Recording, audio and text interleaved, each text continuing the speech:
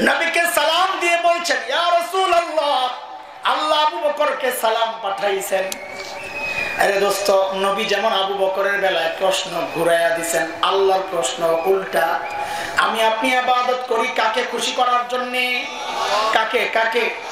জিবরাইল আমিন বলেন, ইয়া রাসূলুল্লাহ, আল্লাহ জানতে চেয়েছেন, আল্লাহ জানতে চেয়েছেন, আল্লাহ তো আবু বকরের উপর রাজি, আল্লাহ তো আবু বকরের উপর রাজি।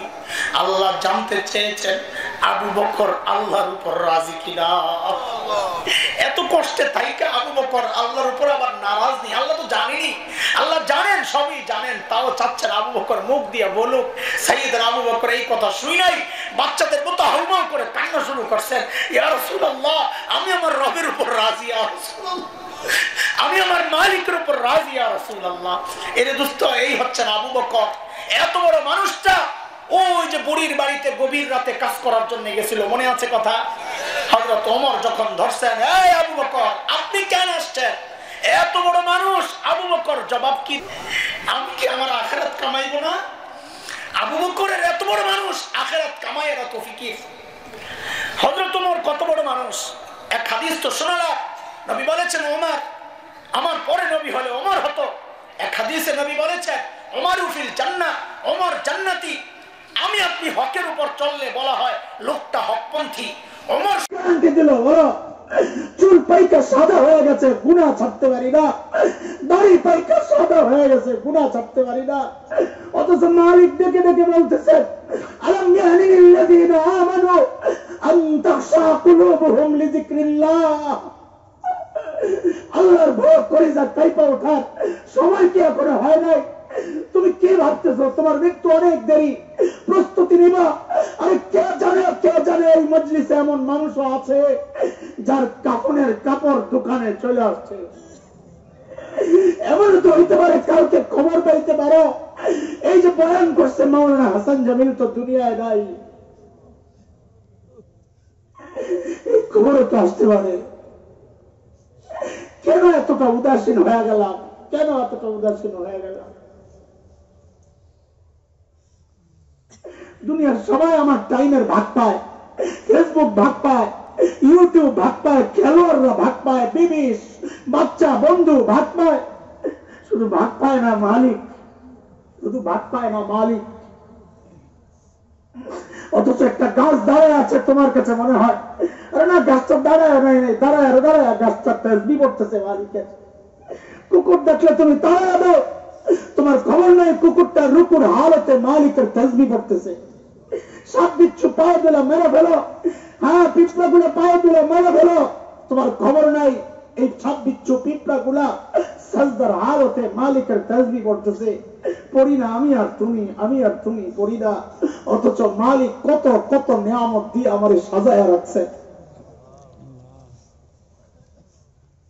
এই জন্য দোস্ত, মালিক বড় মায়া করে ডাক দিতেছেন, রে আমার বান্দা, সেই দিন যেন কানতে না হয়, ইয়া লাইতানি কদ্দামতু লিহায়াতি, আমার এই জীবনের জন্য যদি কিছু আমল আগের থেকে পাঠাইতাম, প্রস্তুতি যদি নিতাম, তাই আর আমার আফসোস করা লাগতো না। ওই কান্না যেন কানতে না হয়। মালিক আমাকে আপনাকে দেখে দেখে বলতেছেন, ইয়া আইয়ুহাল্লাযীনা আমানুত্তাকুল্লাহ ওয়ালতানজুর নাফসুম মা কদ্দামাত লিগাদিন ওয়াত্তাকুল্লাহ। প্রত্যেকটা মানুষের উচিত আখিরাত নিয়ে চিন্তা করা, যে হ্যাঁ আমি আমার মালিকের সামনে কেমনে দাঁড়াবো, কি নিয়ে দাঁড়াবো, আমার পুঁজি কি। ভাই তোমাদের হালত তো আমার জানা নাই, আমার নিজের হালত আমার জানা। এই মুহূর্তে মালিক যদি বলে তোকে ডাকতে চাই, আমি বলবো মালিক আমি তো প্রস্তুত না, আমি তো প্রস্তুত না। গুনার বোঝা নেকি দেখানোর মতো কিচ্ছু নাই। আমল কয়টা করি তাও তো রিয়া আর ভেজালে ভরা। মুহতারাম হাজরিন, আমাকে চলে যেতে হবে, বিদায় নিতে হবে, না হয় আরো কিছু সময় আপনাদের সাথে কাটাতাম।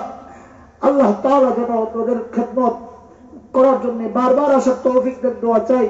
আল্লাহ তাআলা যেন আমাকেও আখিরাতের প্রস্তুতি নেওয়ার তৌফিক দেন। আমিও মুসাফির, আপনাদের জন্য দোয়া করি, আল্লাহ আপনাদেরকেও আখিরাতের প্রস্তুতি নেওয়ার তৌফিক দান করেন। আমিন আমিন। ওয়া আখিরু দাওয়ানা আলহামদুলিল্লাহি রাব্বিল আলামিন।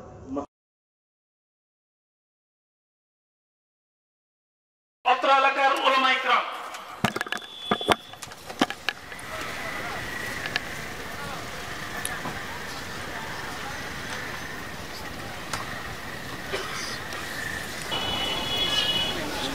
السلام عليكم ورحمة الله وبركاته.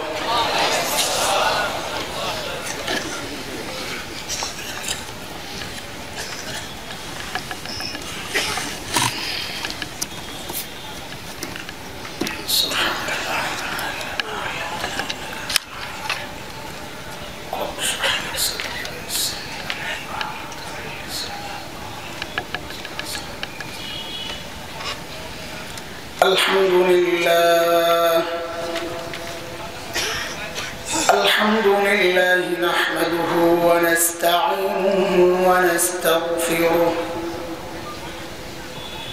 ونؤمن به ونتوكل عليه ونعوذ بالله من شرور أنفسنا ومن سيئات أعمالنا من يهده الله فلا مضل له ومن يضلله فلا هادي له ونشهد أن لا إله إلا الله وحده لا شريك له ونشهد أن سيدنا وسندنا وحبيبنا ومولانا محمدا عبده ورسوله اللهم صل على محمد وعلى آل محمد كما صليت على إبراهيم وعلى آل إبراهيم إنك حميد مجيد اللهم بارك على محمد وعلى آل محمد كما باركت على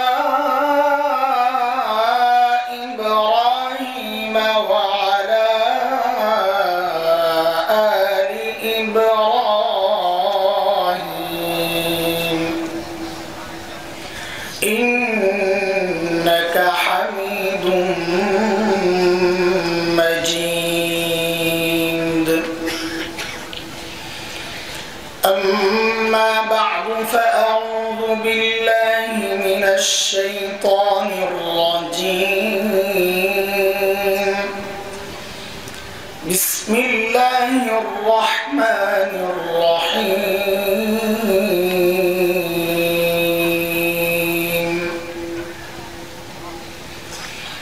يا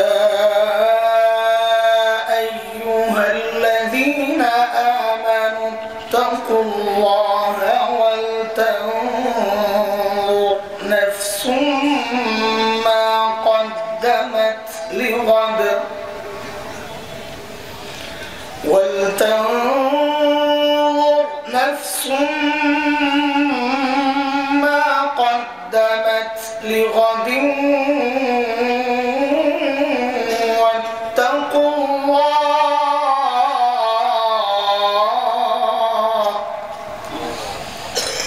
إن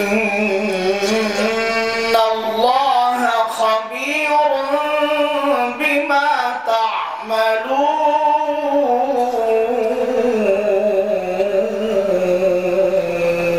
تعملون آمنت بالله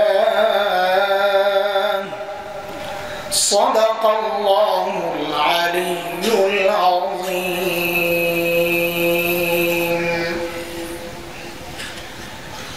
পারুয়া ইসলামী সমাজ ইসলামী সম্মেলন সংস্থার উদ্যোগে আয়োজিত আজিমুশান ইসলামী সুন্নি মহাসম্মেলনের চলতি অধিবেশনের সম্মানিত সভাপতি, উপস্থিত হযরত উলামায়ে ইকরাম, মুরব্বিয়ানে আযম, দূর দূরান্ত থেকে আগত ইসলাম প্রিয় সুধী সমাজ, প্রিয় ছাত্র ভাইয়েরা, যুবক বন্ধুরা, পর্দার আড়ালের মা ও বোন, আল্লাহ সুবহানাহু ওয়া তাআলার অশেষ মেহেরবানি আর করুণা দয়া, যে মহান মালিক লাখো কোটি মানুষ থেকে বাছাই করে দিন এই মজলিসে আমাকে আপনাকে একত্রিত করেছে, এটা মালিকের অনেক বড় দয়া। মালিক যাকে চান শুধু তার দিলটাই দিন বুঝার জন্য খুলে দেন। আর মালিক বলেন, দিন বুঝার জন্য আমি যার দিলটা খুলে দেই ওই বান্দা সারাক্ষণ আমার স্পেশাল নূরের আওতায় থাকে। দুর্ভাগ্য তো তার যার দিল শক্ত, যাকে দিন বুঝানো যায় না, দিল শক্ত। আল্লাহ বলেন তারা স্পষ্ট গুমরাহিতে নিমজ্জিত। সূরা জুমার আয়াত নম্বর 22, রব্বে কারীম বলেন, আফামান শারাহাল্লাহু সাদরাহু লিল-ইসলাম ফাহুয়া আলা নূরিন মির রাব্বিহি ফাওয়াইলুন লিল-কাসিয়াতি কুলুবুহুম মিন যিকরিল্লাহ উলাইকা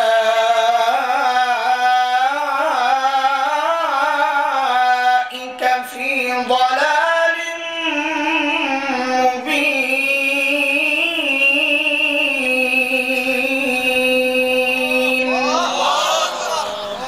এই আয়াতের মধ্যে রব্বে কারীম এই কথাগুলো বলেছেন। মুহতারাম হাজরিন, যে মহান মালিক এই নিয়ামতে আমাদেরকে ধন্য করলেন, ওই মালিকের শুকরিয়া আদায় করি, জবান খুলে প্রাণ খুলে কালিমাতুশ শুকর উচ্চারণ করি, আলহামদুলিল্লাহ।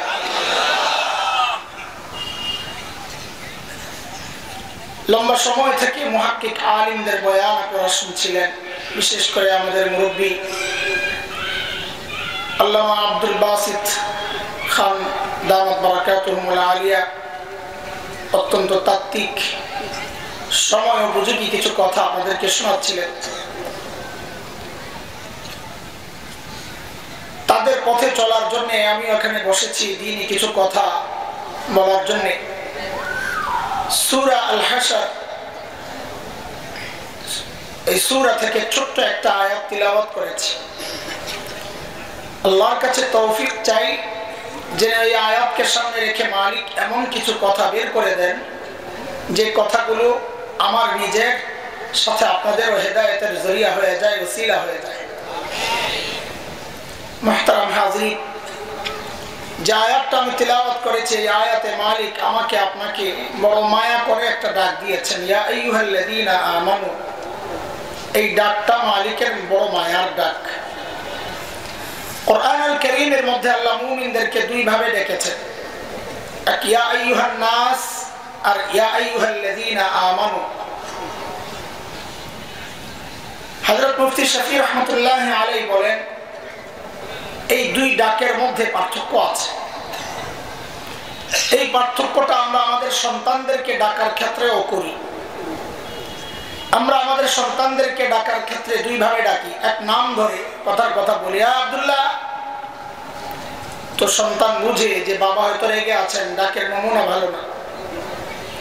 কিন্তু বাবা কখনো সন্তানকে, বাবা আর সন্তানের যে সম্পর্ক, ওই সম্পর্ক ধরে ডাক দিয়ে বলেন আব্বু। সম্পর্ক ধরে ডাক দিলে যাকে ডাক দেওয়া হয় সে বুঝে যে বাবা আমাকে মায়া করে ডাক দিয়েছে। ঠিক আল্লাহ তাআলা যখন বান্দাকে ডাক দেন, ও মানুষ, ইয়া আইয়ুহান নাস, যেন নাম ধরে ডাকলেন, তখন বুঝে নেওয়া হয়তো আল্লাহ তাআলা রেগে আছে। কিন্তু যখন আল্লাহ তাআলা বান্দাকে, বান্দার যে সম্পর্ক আল্লাহর সাথে ঈমানের সম্পর্ক, ওই সম্পর্ক ধরে যখন ডাক দিয়ে বলেন ইয়া আইয়ুহাল্লাযীনা আমানু, ও ঈমানদার, তখন বুঝে নেওয়া যে আল্লাহ তাআলা আমাকে আপনাকে বড় মায়া করে ডাক দিয়েছে। আমি যে আয়াতে কারিমা তিলাওয়াত করেছি এই আয়াতে আল্লাহ বড় মায়া করে ডাক দিয়ে বলছেন কি, ইয়া আইয়ুহাল্লাযীনা আমানুত্তাকুল্লাহ ওয়ালতানজুর নাফসুম মা কদ্দামাত লিগাদিন ওয়াত্তাকুল্লাহ।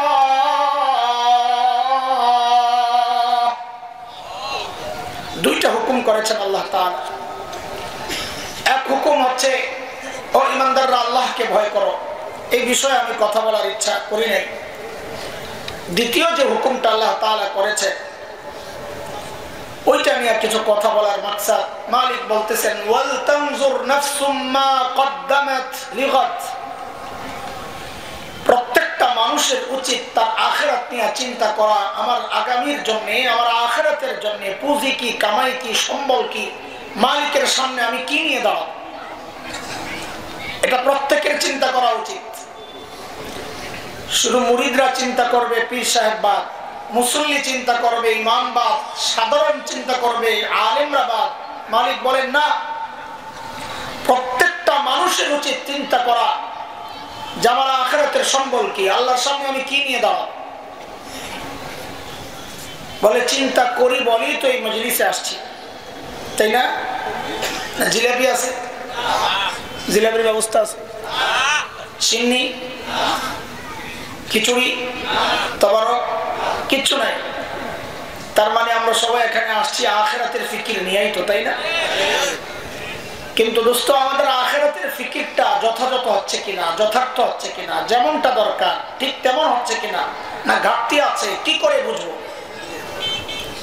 তো আল্লাহ তাআলা আমাদের জন্য নমুনা বানাইছেন, মডেল। হযরতে সাহাবায়ে কেরাম রিদওয়ানুল্লাহি আলাইহিম আজমাইন কে আল্লাহ আমাদের মডেল বানাইছেন যে তুমি তোমার ঈমানকে সাহাবীদের ঈমানের সাথে মিলায়া দেখো, যদি মিলে যায় তো তোমার ঈমান ঠিক আছে, যদি না মিলে তো ভেজাল আছে, ঠিক করে নাও। কার কথা? মালিক বলতেছে فَإِنْ آمَنُوا بِمِثْلِ مَا آمَنْتُمْ بِهِ فَقَدِ اهْتَدَوْا وَإِنْ تَوَلَّوْا فَإِنَّمَا هُمْ فِي شِقَاقٍ। আমি নিয়েছি ওই পরীক্ষায় তারা পাস, তোমারটাও যদি মিলে যায় তো তুমিও পাস। কার কথা? আল্লাহ বলতেছে উলাইকা আল্লাযীনা ইমতাহানাল্লাহু কুলুবাহুম লিত্তাকওয়া লাহুম মাগফিরাতুন ওয়া আজরুন আযীম।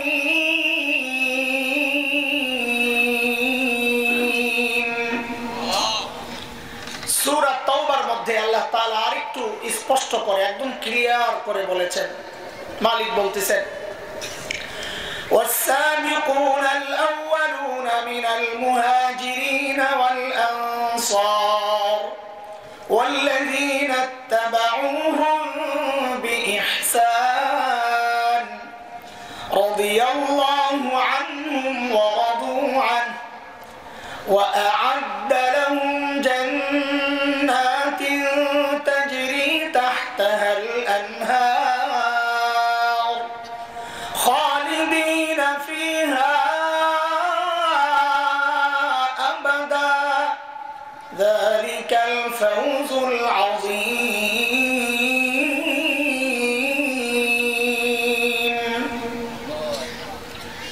এই আয়াতের মধ্যে আল্লাহ তাআলা বলছেন সাহাবীরা আমার উপর রাজি ছিল, আমিও তাদের উপর রাজি, আর তাদের জন্য জান্নাত তৈরি করে রাখছি।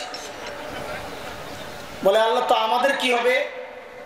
তো আল্লাহ তাআলা এই আয়াতের মধ্যে ছোট্ট করে বলছেন ওয়াল্লাযীনা ইত্তাবাউহুম বিইহসান, যার ঈমান সাহাবীদের ঈমানের মতো হবে, যার আমল সাহাবীদের আমলের মতো হবে, আল্লাহ বলেন ওই বান্দার উপরও আমি রাজি, তার জন্য জান্নাত রেডি আছে। এই জন্য দোস্ত আমাদের আমলকে কাদের সাথে মিলায়া দেখতে হবে? কাদের সাথে? জোরে বলেন। আপনি আযানের আগে দুরূদ শরীফ পড়বেন কি পড়বেন না এটা আপনার বিষয়, তবে একজন আলিম হিসাবে আপনাকে বলবো, আপনি আপনার এই আমলকে সাহাবীদের আমলের সাথে মিলাইয়া দেখেন, যদি মিলে তো করেন, না মিললে ছাড়েন। আপনি দুরূদ শরীফ বসে পড়বেন না দাঁড়ায়া, শুয়ে শুয়ে পড়বেন না লাফাইয়া, আপনার বিষয়। তবে আলিম হিসাবে আপনার কাছে অনুরোধ, আপনি এই আমলটাকে সাহাবীদের আমলের সাথে মিলাইয়া দেখেন, যদি মিলে যায় তো করেন, না মিললে ছাড়েন, হিসাব সুজা। সমস্ত আমল কাদের সাথে মিলাইয়া দেখবো? তো আল্লাহ তাআলা যে আয়াত আমি পড়েছি, আল্লাহ বলছেন আখিরাতের প্রস্তুতি নেওয়ার জন্য। তো সাহাবায়ে কেরাম আখিরাতের ফিকির কিভাবে করেছেন, আমরা আমাদের ফিকিরকে তাদের সাথে একটু মিলাইয়া দেখি। মূল কথায় ঢোকার আগে ভূমিকার কথাগুলো একটু বুঝে নেন, তো মূল কথা বুঝতে সহজ হবে ইনশাআল্লাহ। দোস্ত, সাহাবীদের আমলের সাথে আমাদের আমল হুবহু মিলবে না, এটাও মাথায় রাখা। হুবহু যদি মিলতো তো আল্লাহ তাআলা আমাদেরকে সাহাবীদের যোগী পাঠাইতেন, নবী যোগী পাঠাইতেন। ছোটবেলায় আমরা একটা গান গাইতাম যখন একদম বাচ্চা ছিলাম, পিচ্চি। তো এটা আমি এক লাইন গাইবো শুধু শোনানোর জন্য, যে কি গাইতাম, গজল গাবো না, কারণ এই বয়ানে বৈশাখ গজল গাওয়া আর আজান দেওয়ার বিরুদ্ধে আমি বলি, টাইম পাস করা। তো এগুলোর বিরুদ্ধে বলে এখন নিজেই যদি বলি, বলবো ওই দেখো নিজে আবার করে। এটা শুধু বোঝানোর জন্য এক লাইন বলতেছি। ছোটবেলায় গাইতাম আমরা, জন্ম যদি হতো মোদের রাসূল পাকের কালে, আহা রাসূল পাকের দেশে, ফুল স্টপ, আর আগাইলাম না। তা আমাদের ওস্তাদরা আটকায় দিতে, হ্যাঁ এই গজল গাওয়া যাবে না। কি গজল গায়? কেন? কারণ কোন যুগে জন্ম হইলে আমার জন্য ভালো হবে এটা আমার বেশি চিন্তা না। আমার মালিক যেই যুগে পাঠানো মুনাসিব মনে করেছেন, উপযুক্ত মনে করেছেন, আমাকে ওই যুগেই পাঠিয়েছে। নবী যুগে হইলে সাহাবী না হইয়া তো আবু জাহেল হইতে পারতাম।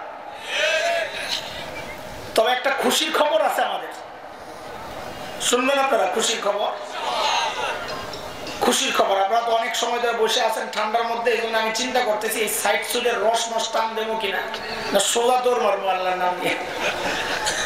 কষ্ট হইতেছে না আপনাদের? হাই হাই, একটু আগে হুজুরের সাথে কথা বলছি, কষ্ট হইলে বলা, হ্যাঁ কষ্ট হইতেছে। আপনার কষ্ট না হইলে আল্লাহ আপনাকে সওয়াব দিবেন। হ্যাঁ কষ্ট হইতেছে বলবেন, হ্যাঁ অনেক কষ্ট হইতেছে, তবে এই কষ্ট আল্লাহর জন্য। তো আল্লাহ মায়া লাগবে যে আরে আমার বান্দা আমার জন্য কষ্ট করতেছে। আপনি যখন কষ্ট হয় না তাহলে তোর কি দেবো, তোর এমনি বললাম, আল্লাহ তো জানেনি কষ্ট হচ্ছে না। এটা নবীদের সুন্নাহ। বিপদগ্রস্ত হইলে আল্লাহকে বলা।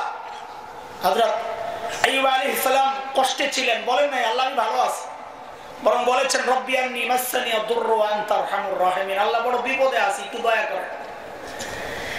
তো যাই হোক, একটা খুশির খবর আছে, ভালো খবর। এটাই আমাদের জন্য বড় সান্ত্বনা। কি সেটা? এখন তো টমেটোর মোটামুটি সিজন চলে আসছে। 2 মাস আগে যখন টমেটোর সিজন ছিল না, তখন টমেটো কত টাকা কেজি ছিল বলতে পারে? 100। মাশাআল্লাহ, বাজার করেন তাই 100 120। ওটা কি ফ্রেশ না ভেজাল? হ্যাঁ ভেজাল। ভেজালটা খাইছেন 100 টাকা কেজি। এখন তো সিজন শুরু হয়ে গেছে। আপনাদের এলাকার খবর তো আমার জানা নাই। আমাদের কুমিল্লা অঞ্চলে বিশাল বিস্তীর্ণ এলাকায় টমেটোর চাষ হয়। হাইওয়ের 2 ধারে বিশাল অঞ্চল টমেটোর চাষ হয়। তো সিজন যখন ফুল, এই ফেব্রুয়ারির শেষ দিকে, তখন আমরা দেখি হাইওয়ের 2 পাশে কৃষকরা বড় বড় টুকরি কার্টন এগুলোতে টমেটো স্তূপ দিয়া বসে থাকে। তো আমরা শহরের মানুষ গ্রামের এই ফ্রেশ জিনিস দেখলে লোভে পড়ে যায়, কিনতে মন চায়, খাইতে পারি না, কিনতে মন চায়। তো মাঝে মধ্যে গাড়ি থামায়া জিজ্ঞেস করি, ভাই কেজি কত? তো মাঝে মধ্যে জবাব আসে এমন, যত দেন তত। কত? এটার মানে হচ্ছে, এটার মানে হইলো আমি এই টমেটো নিয়ে বিপদে আছি, কোন রকম নিয়ে আমার বাচ্চা, এর মানে হইলো এটা। তো মাঝে মধ্যে গাড়ি ধরে নিয়ে নিই। তো বাড়িতে গিয়া বাসায় গিয়ে মেপে দেখি কেজি পড়ছে 4 টাকা 5 টাকা। আপনাদের এই অঞ্চলে 4 টাকা 5 টাকা হয় কখনো? হয়। ও মাশাআল্লাহ, তাহলে তো বুঝবেন ভালো। আচ্ছা বলেন তো, এই যে 4 টাকা টাকা কেজি টমেটোটা এটা ফ্রেশ না ভেজাল? ফ্রেশ। হায় আল্লাহ, দুনিয়া উল্টায় গেছে। ফ্রেশটা খান 5 টাকায় আর ভেজালটা খান 100 টাকায়, তাই না? এই পার্থক্যটার কারণ কি বলেন তো? মাশাআল্লাহ, সিজন আর অফ সিজন। সিজন যেটা, সেখানে ভালো জিনিস ফ্রেশ, দাম আসলটা কম না, এটা কম বলা যাবে না, এটাই আসল দাম। অফ সিজন জিনিস ভেজাল কিন্তু রেট বেশি। ঠিক আছে কথা? এটাই আমাদের বড় সান্ত্বনা। আল্লাহকে ধরবেন শক্ত করে, আল্লাহ আমার তো ইবাদতের সিজনে পাঠাও নাই। নবী যুগ, সাহাবীদের যুগ, তাবিঈদের যুগ, ওগুলা তো মূল সিজন। নবী বলেছেন উত্তম সময় এগুলা, খায়রুল কুরুনি করনি, ওগুলা উত্তম সময়। আল্লাহ আমাকে তুমি ওই উত্তম সময় তো পাঠাও নাই, ইবাদতের সিজনে পাঠাও নাই, পাঠাইছো তো ফাসাদের জামানায়, শেষ জামানায়, অফ সিজনে। আমাদের আমলগুলো একটু ভেজাল হবে, একটু ফরমালিন থাকবে, কিন্তু রেট বাড়ায় দেওয়া লাগবে। ঠিক আছে না? হযরত মুফতি সাহেব দামাত বরকাতুল্লাহ আলাইহি আমার পাশে বসা, আমার ওস্তাদ তুল্য। আপনারা মনে করেন না যে আন্দাজে একটা বানায় বলে দিলাম। তো আমাদের বড়রা ভুল যেই করুক থাপ্পড় দিতে দেরি করে না। আমিও থাপ্পড় খাবো যদি এরকম উল্টা পাল্টা বলি। হাদিসের ইশারা আছে, আমি এই যে ব্যাখ্যা দিলাম এটা আন্দাজি না, হাদিসের ইশারা আছে। নবী আলাইহিস সালাম বলেছেন, মান তামাসসাকা বিসুন্নতি ইনদা ফাসাদি উম্মতি ফালাহু আজরু শাহীদ। মিয়া শহীদ অনেকে বলেন, তো আমাদের মুফতি আব্দুল মালিক দামাত বরকাতুল্লাহ আলাইহি বলেছেন মিয়া লাগাইলে হাদিসটা দুর্বল হয়ে যায়, মিয়া ছাড়াই হাদিসটা সহিহ। 100 মিয়া মানে 100 শহীদের সওয়াব, 100 লাগবে না, একটা হলেই যথেষ্ট। আল্লাহর হাবিব বলেন আখিরি জামানায়, ফাসাদের জামানায়, কিয়ামতের আলামতগুলো যখন প্রকাশ পাওয়া শুরু করবে, সেই জামানায় কেউ যদি সুন্নাত আঁকড়ে ধরে, নবী বলেন আল্লাহ তাআলা তাকে তার আমলনামায় শাহাদাতের মর্যাদা লিখে দিবেন।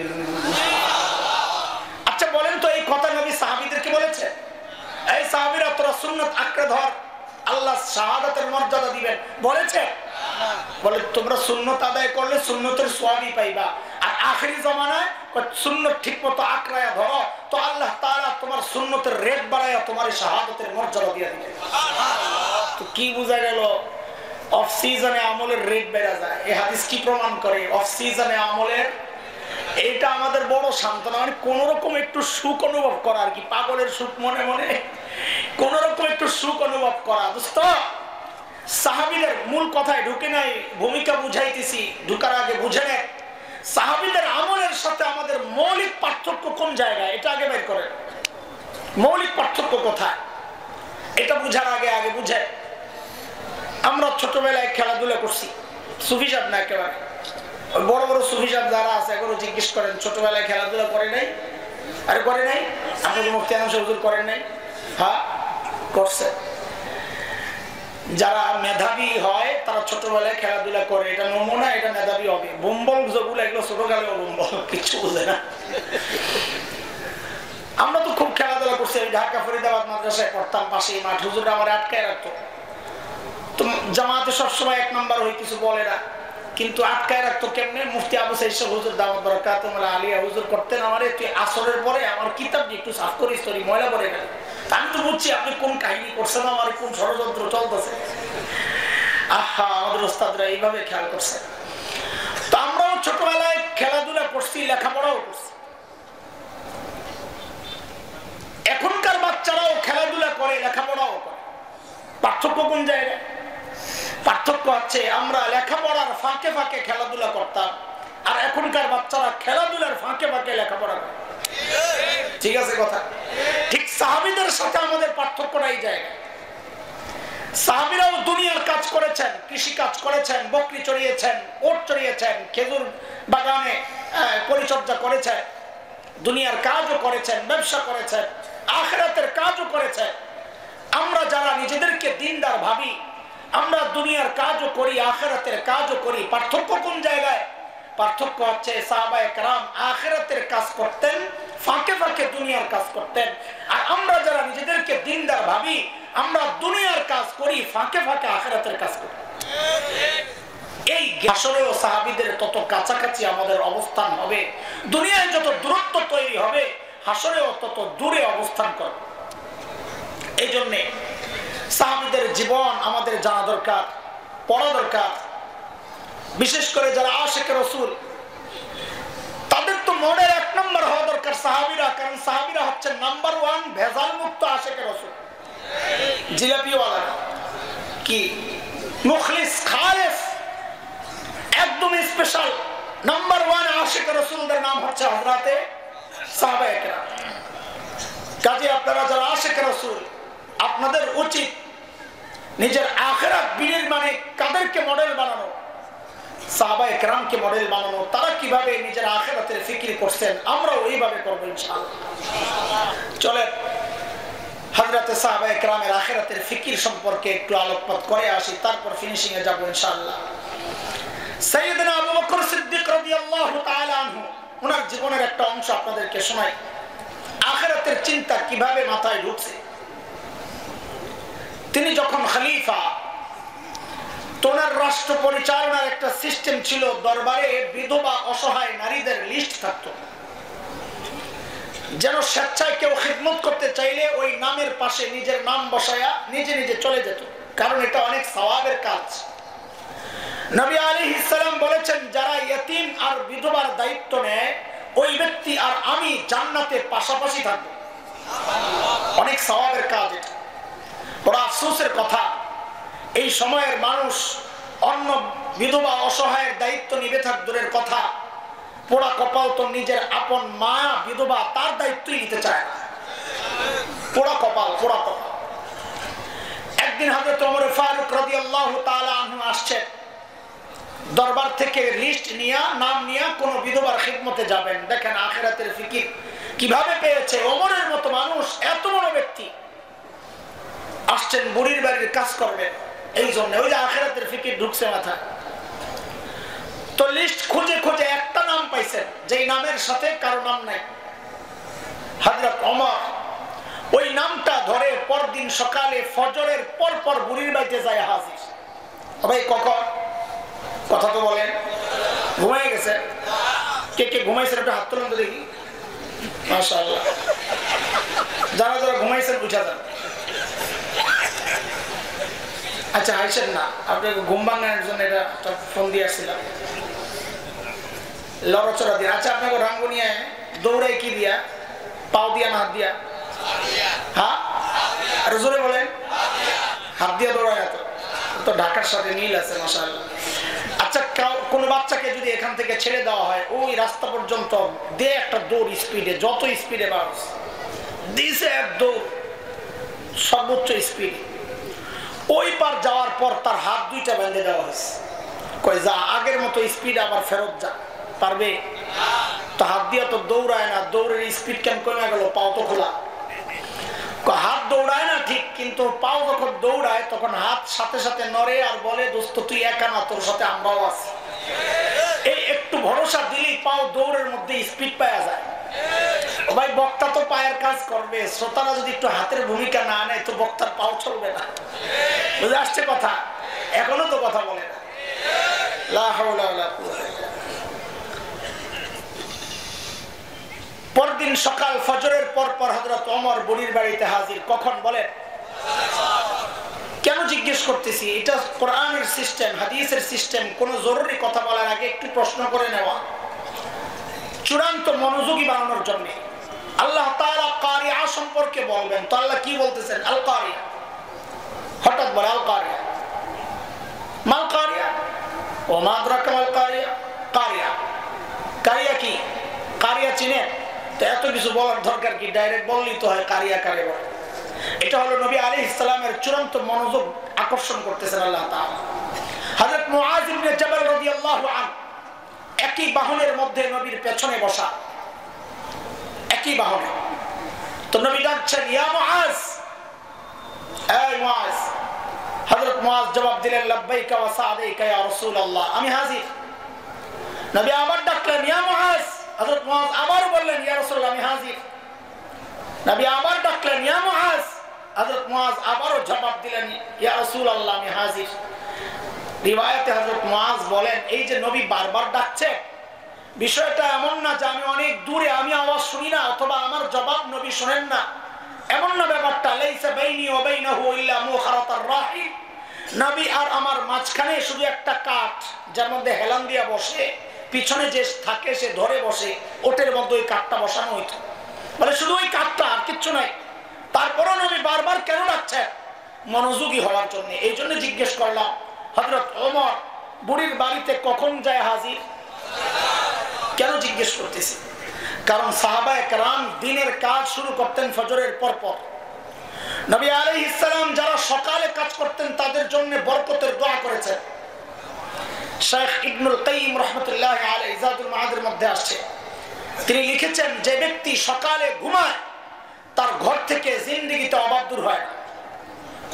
এজন্য সকালে ঘুমবা, কাজ করবেন সকালে, তো কাজের বরকত হবে ইনশাআল্লাহ, অভাবও যাবে না ইনশাআল্লাহ। পরদিন সকাল সাইয়েদনা ওমর ইবনুল খাত্তাব রাদিয়াল্লাহু আনহু বুড়ির বাড়ির দরজা নক করে বলে, মারে আপনার ঘরের কাজগুলো করার জন্য আমি ওমর ইবনুল খাত্তাব হাজির। বুড়ি ভেতর থেকে জবাব দেন, বাবারে প্রতিদিন যে আল্লাহর বান্দা আমার ঘরের কাজগুলো করেন, ইতিমধ্যে তিনি এই কাজ করে চলে গেছেন। হযরত ওমর চিন্তা করলেন, তাইলে আমাকে আরো সকালে আসা রাখবে। ওই চিন্তায় হযরত ওমর পরদিন ফজরের আযানের ওয়াক্ত বুড়ির বাড়ির দরজার সামনে দরজা নক করে বলে, মারে আপনার ঘরের কাজগুলো করার জন্য আমি ওমর ইবনুল খাত্তাব হাজির। আজকেও বুড়ি জবাব দিচ্ছেন, বাবারে প্রতিদিন যে আল্লাহর বান্দা আমার ঘরের কাজগুলো করেন, তিনি ইতিমধ্যেই ওই কাজ করে চলে গেছেন। হযরত ওমর চিন্তা করলেন, তাইলে আমাকে আরো সকালে আসা রাখবে। ওই চিন্তায় হযরত ওমর পরদিন তাহাজ্জুদের ওয়াক্তে বুড়ির বাড়ির দরজা নক করে বলে, মারে আমি ওমর ইবনুল খাত্তাব আপনার ঘরের কাজগুলো করার জন্য আসছি। আজকেও বুড়ি হযরত ওমরকে অবাক করে জবাব দিচ্ছেন, বাবারে প্রতিদিন যে আল্লাহর বান্দা আমার ঘরের কাজগুলো করেন, তিনি ইতিমধ্যে ওই কাজ করে চলে গেছেন। কখন কখন? আরে কখন? তাহাজ্জুদের ওয়াক্ত চিনেন? কখন? হ্যাঁ, শেষ রাত। এটা তো একটা কেমন জবাব। আচ্ছা, এটা মুফতি সাহেব বলবেন। এমনি যেহেতু জিজ্ঞেস করে ফেলছি, আবার কোন বেজার লাগে যে হুজুর মনে জানে না, ওনাদের কাছেই জানছি, শিখছি। সেটা হলো পুরা রাতটারে তিনটা ভাগ করবেন। পুরা রাত বলতে সূর্য যখন ডুবে আর সূর্য যখন ওঠে, পুরা টাইমটাকে তিনটা ভাগ করবেন। ভাগ করে দুই ভাগ বাদ দিয়া তৃতীয় ভাগ যখন শুরু হয়, ওখান থেকে এই সাহারির মূল টাইম, তাহাজ্জুদের মূল টাইম। ওটা আমার মাকসাদ না। আমার মাকসাদ হচ্ছে, আমার কাছে একটা ডিজিটাল ব্যাখ্যা আছে তাহাজ্জুদের ওয়াক্তের। কি ব্যাখ্যা? ডিজিটাল ব্যাখ্যা। এটা কি বলে? এই যুগের পোলাপাই ফেসবুক, ইউটিউব, ইন্টারনেট বন্ধ করে যখন ঘুমাইতে যায়, ওটা হলো তাহাজ্জুদের ওয়াক্ত। এত করে সবচেয়ে বিপদে আছে রাত্রে যারা চুরি করতো তারা। এখন যেই ঘরেই যায়, জানালার ফাঁক দিয়া, দরজার ফাঁক দিয়া দেখে ভিতরে ঘুমাইছে কিনা, চুরি করতে ঢুকবে, দেখে কোন না কোন আল্লাহর বান্দা আসমানের দিকে মোনাজাত ধরে শুয়ে দিচ্ছে। আরে কথা ঠিক নেই? গজব আইব না কেন? রহমতের টাইমে যায় ঘুমাইতে, যখন আল্লাহ ডাকা শুরু করেন, কার কি লাগবে, আইরে আমি আইছি। হ্যাঁ, আলা মিন মুস্তাগফিরিন ফাগফির, আলা মিন মুস্তারজিকিন ফারজুক, আলা মুবতালান ফাউআফি, আলা কাযা আলা কাযা, কার কি লাগবে আয়। আর তখন যায় ঘুমাইতে, তো গোড়ার ডিম পাইবা তো। এইবার হযরত ওমরের টনক নড়ছে, কিরে এত রাতে কে কাজ করে? আমার কাজের দরকার নাই, আগে বুজুর্গ বাইর করা লাগবে। কে? আল্লাহর বান্দা।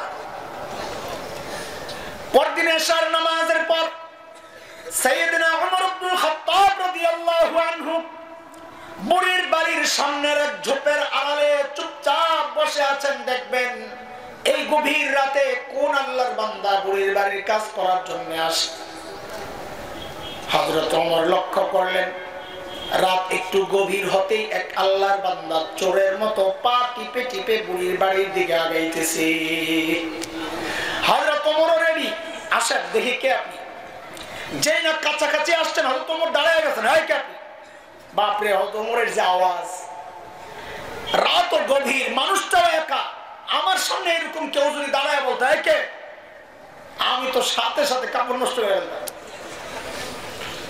কিন্তু হযরত ওমরের আওয়াজে ওই ব্যক্তি ভয় পাবেন থাক দূরের কথা, উল্টা হযরত ওমর যাকে দেখলেন নিজেই চমকায়া গেছেন, দেখেন ইনি আর কেউ না, খলিফাতুল মুসলিমিন আবু বকর সিদ্দিক রাদিয়াল্লাহু তাআলা।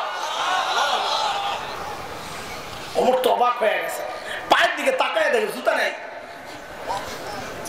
মিজাজটা গেছে গরম হয়ে। হয়তো তোমার আবু বকরকে বড় ভালোবাসতেন, মহব্বত করতেন, এমনি লাগিয়ে থাকতেন সবসময়। এই লাগা হইলো গুতাগুতি আর ক্ষমতার লাগা না, এটা হলো কার চেয়ে আমলকে বেশি করতে পারে ওই লাগা। আবার ভুল বুঝেন না, ধরছেন এই সুবি সাহেব জুতা কই, আগে ওটার জবাব দেন খালি পায়ে কেন। ইসলামী শাসন ব্যবস্থার কি সৌন্দর্য। সাইয়েদনা আবু বকর জবাব দিচ্ছেন, ওমর জুতা পরলে চটচট আওয়াজ হয়, আহারে যদি মানুষের ঘুম ভেঙে যায়। চিন্তা করা যায়, শাসনকর্তা, প্রধান, রাষ্ট্রপ্রধান, জনগণের ঘুম নষ্ট হবে এই জন্য রাতে জুতা খুলে খালি পায়ে হাঁটতেছে। আর কোন দেশে বসবাস করি, ঘুম তো দূরের কথা, জানেরই তো নিরাপত্তা নাই। হায় ওলামায়ে দেওবন্দ, আমাদের আকাবিররা যে সাহাবীদের নমুনা, এই ঘটনা সাথে যখন মুফতি শফি রহমতুল্লাহ আলাইহির লেখা এক ঘটনা পড়েছি, আমার খুব খুশি লাগছে। হযরত মুফতি শফি রহমতুল্লাহ আলাইহি লিখেন, আমার এক উস্তাদ আসগর হোসেন রহমতুল্লাহ আলাইহি দারুল দেওবন্দের উস্তাদ, বড় বুজুর্গ ছিলেন। তো বলেন, আমি লেখাপড়ার শেষে হযরতের সান্নিধ্যে নিজের আত্মা সংশোধনের জন্য কিছুদিন ছিলাম। তো একদিন হযরতের সাথে রাতে কোথাও যাচ্ছি, এক জায়গায় গিয়ে হযরত নিজের জুতাটা খুলে ফেললেন, খালি পায়ে কিছুক্ষণ হাঁটলেন। তো আমি অবাক হয়ে গেলাম, হযরত হঠাৎ করে কেন জুতা খুললেন? এটা কোনো মুবারক জায়গা কিনা, পবিত্র জায়গা কিনা? কারণ হযরত মূসা আলাইহিস সালামকে আল্লাহ পবিত্র জায়গায় বলেছেন, ফাখলা'না আলাইক ইন্নাকা বিল ওয়াদিল মুকদ্দাসি তুওয়া, তুই পবিত্র জায়গায় আছো, জুতাটা খুলো। তো এমন কোনো বিষয় কিনা? কিছু দূর যায় হযরত জুতা আবার পরলেন, হাঁটা শুরু করলেন। আমি জিজ্ঞেস করি, আলাই জবাব দিচ্ছে, মুফতি শফি মিয়া শফি, এই যে বাড়িটা, এই বাড়িটা একটা অমুসলিম পতিতার দেহ ব্যবসায়ী, যে নিজের দেহকে বিলায় পয়সার বিনিময়ে, সোজা কথায় যদি বুঝেন ব্যবসা, তার বাড়ি। তো জুতা খুলছেন কেন? বলে এই মেয়েটার এক সময় রূপ যৌবন ছিল, তার খদ্দের আসতো, কাস্টমার আসতো, তার চাহিদা ছিল অনেক, সে পয়সা কামাতো। এখন তার বয়স পড়ে গেছে, সেই রূপ যৌবন নাই, তার কাছে কাস্টমার আসে না, কিন্তু সে ওই পুরানো অভ্যাস অনুযায়ী প্রতিদিন রাতে অপেক্ষায় থাকে কেউ আসে কিনা। আমরা পুরুষ মানুষ, আমাদের পায়ের জুতার আওয়াজ পাইলে সে বুঝবে কোন পুরুষ আসতেছে তার ঘরের দিকে, সে আশাবাদী হবে।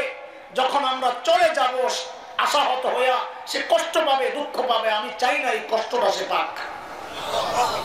হায় আমার আকাবির, হায় আমার আকাবির। অমুসলিম নারী, তাও পতিতা, তার একটু কষ্ট, ওই খেয়াল রাখছেন আমাদের বড়রা। আর এখন আমি টয়লেট বানাই কোথায়? নিজের জায়গার শেষ সীমানায় আরেকজনের ঘরের কোনায়। গন্ধ যা আছে ওই বেটা খাক, আমি বেঁচে যাই। যদি জিজ্ঞেস করে, কিরে তোর টয়লেট বানানোর আর জায়গা নেই? তোর জায়গায় বানাইছি বেটা। এর নাম ইসলাম না দোস্ত, এর নাম ইসলাম না। যাই হোক, হযরত ওমর ধরছেন, আবু বকর এত রাতে আপনি আসছেন কেন? সারাদিন প্রশাসনিক কাজে ব্যস্ত থাকে, রাতে একটু আরাম করবেন, তা না আপনি আসছেন খেদমতের জন্য, কাজের জন্য। কেন রে ভাই, আমরা নাই? আমরা কি মরে গেছি? সাইয়েদনা আবু বকর কি জবাব দিলেন দোস্ত, ওই জবাবটাই আমার বয়ান। ওই জবাবটা ছোট্ট কথা, ওই জবাবটাই বয়ান। তবে ওই জবাবটা এখন দেব না। কেন? কারণ জবাবটার ওজন কত এটা বুঝতে হলে আগে আবু বকরের ওজন বুঝা লাগবে। আবু বকর কত বড় মানুষ, ব্যক্তির ওজনের উপর কথার ওজন ওঠানামা করে। রাস্তায় হাঁটছেন, এক ভিক্ষুকের সাথে সাক্ষাৎ, আপনাকে ডেকে বললো, এই কালকে একটু দেখা করো, তোমাকে খুশি করে দিই। তা আপনি মনে মনে উপহাসের হাসি হাসবেন, নিজে ভিক্ষা করে খায়, আবার আমারে খুশি করে। কিন্তু যদি একই কথা এলাকার এমপি সাহেব হাসান মাহমুদ সাহেব, না হাসান মাহমুদ সাহেব যদি বলেন, এই কালকে দেখা করো, খুশি করে দিব, তখনও কি উপহাসের হাসি হাসবেন না আশাবাদী হবেন? দেখেন একই কথা, ব্যক্তির ওজন বেড়ে গেছে তো কথারও ওজন বেড়ে গেছে, কথা কিন্তু একটাই। সাইয়েদনা আবু বকর কি জবাব দিলেন, বলে জবাবটা পরে আসতেছি, কেন জবাবের ওজন কত এটা বুঝতে হলে আগে আবু বকরের ওজন বুঝা লাগবে। একদিন আম্মা জান আয়েশা রাদিয়াল্লাহু তাআলা আনহা মদিনার স্বচ্ছ পরিষ্কার আকাশের দিকে তাকিয়ে তাকিয়ে দেখেন লক্ষ লক্ষ নক্ষত্র দেখা যায়। আম্মা জানের মনে একটা জিজ্ঞাসা কৌতূহল, নবীকে এসে জিজ্ঞেস করেন, ইয়া রাসূলুল্লাহ, আপনার উম্মতের মধ্যে এমন কেউ কি আছেন যার আমলের পরিমাণ ওই নক্ষত্রের চেয়েও বেশি? কেউ কি আছেন ইয়া রাসূল? আল্লাহর হাবিব বলেন, আয়েশা আছে একজন। কয়জন? আম্মা জান তো মনে মনে খুশি, জানি তো একজন কে, আমার আব্বাই তো আবু বকরই তো, আর কে? বলে জানলে জিজ্ঞেস করছো কেন? বলে এটা দুনিয়ার সব মেয়েদের স্বভাব, সব মেয়েরাই চায় স্বামীর মুখ দিয়ে একটু শ্বশুর বাড়ি বাবার বাড়ির প্রশংসা শুনতে। কথা ঠিক নেই? একদিন খালি বদনাম করে দেখেন, দেখবেন এক সপ্তাহ তরকারি টরকারি আর কিছু মজা হয়। হ্যাঁ ঠিক আছে কথা, এই বিপদে খালি আমি একাই না, আরো আছে। অনেক খুশি না বেডি করে সাইজ করতেছি যে আমি তো পারি না, হুজুরে দিয়ে কাম সারতেছি আজকে, তাই না? বোকা বোকা, সাইজ তোমারে করা হয়েছে, তুমি টের পাও নাই কেন? তার মা বাবার প্রশংসা করলে তার ভালো লাগে, বদনাম করলে কষ্ট লাগে, এটাই তো হওয়া দরকার। পোড়া কপাল তো তুই গাধা। এই বউ যখন তোর মা বাবার বদনাম তোর কানে ঢুকায় তখন তোর কষ্ট লাগে না, বরং বউয়ের কথা শুই না যায় মা বাবার সাথে খারাপ আচরণ করস। অসভ্য, অসভ্য তো তুই। আম্মা জান তো আশায় বসে রয়েছে নবী আবু বকরের নাম বলবেন। নবী বলেন, আয়েশা, আমার যে উম্মতের আমল ওই নক্ষত্রের চেয়ে বেশি, সে হচ্ছে ওমর ইবনুল খাত্তাব। এবার আম্মা জানের চেহারার কি অবস্থা! একে তো নিজের বাপের নাম বলেন নাই, আবার বলছেন নবী সতীনের বাপের নাম। বাপরে বাপ, হযরত ওমর সতীনের বাপ না? আম্মা জান হাফসা রাদিয়াল্লাহু তাআলা আনহার বাবা। আম্মা জানের চেহারাটা একদম মলিন হয়ে গেছে। নবী তো চেহারা দেখে বুঝছেন আয়েশার ভিতরে গন্ডগোল চলতেছে। মানুষের চেহারা দেখলে বোঝা যায়, ইংরেজিতে একটা কথা বলে, face is the index of mind. মানুষের ভিতরে কি কাজ করে এটা তার চেহারায় ফুটে ওঠে। আল্লাহ রাসূল তো বুঝছেন আয়েশার ভিতরে গন্ডগোল চলতেছে, তো নবী সান্ত্বনা দিচ্ছেন, আয়েশা তুই ভেবেছিলা তোমার বাবার নাম বলবো, তাই না আয়েশা? আরে আয়েশা শোনো শোনো, তোমার বাবা আবু বকরের হিসাবটাই তো আলাদা। আমার গোটা উম্মতের আমল যদি এক পাল্লায় রাখা হয়, আর একা তোমার বাবা আবু বকরের আমল যদি আরেক পাল্লায় রাখা হয়, তো আবু বকরের আমলের পাল্লা ভারী হয়ে যাবে। আবু বকরের মর্যাদা। একদিন হযরত ওমর আসছেন, এসে বলেন, আবু বকর দোস্ত, আপনার সাথে একটা লেনদেন করতে চাই। আবু বকর বলে, কি লেনদেন করবেন আপনি? আমার কি আছে, কি নিবেন কর। আবু বকর, আমি আমার সারা জিন্দেগীর আমল। কে বলতেছে? ওমর রাদিয়াল্লাহু আনহু। আমার সারা জিন্দেগীর আমল আবু বকর আমি আপনাকে দিতে চাই, সব দিয়ে দেব। আবু বকর বসে চিন্তায়, কিরে ওমর এত ভালো মানুষ, সারা জিন্দেগি উনি আমার সাথে আমল নিয়ে করলেন প্রতিযোগিতা, আর এখন বলে সব দিয়ে দিলেন। আরে ভাই, এখানে কোনো গাপলা আছে কথায়? আবু বকর মানুষ সরল সোজা, কিন্তু ব্যাকল তো না। সরল সোজার ব্যাকল এক জিনিস। হযরত উলামায়ে কেরামের চেহারার দিকে তাকায় দেখেন, কোন একেবারে যেন দুনিয়ার কিচ্ছু বুঝে না, আর পাবলিক মনে করে আসলেই বুঝে না। আসলে তো সরল সোজা। আর যার সিনায় কোরআন আর হাদিসের জটিল জটিল মাসআলা যিনি ধারণ করেছেন, সে বোকার ব্যাকল হতে পারে না। যে মনে করে সে ডাবল ব্যাকল। কথা বলে ঠিক?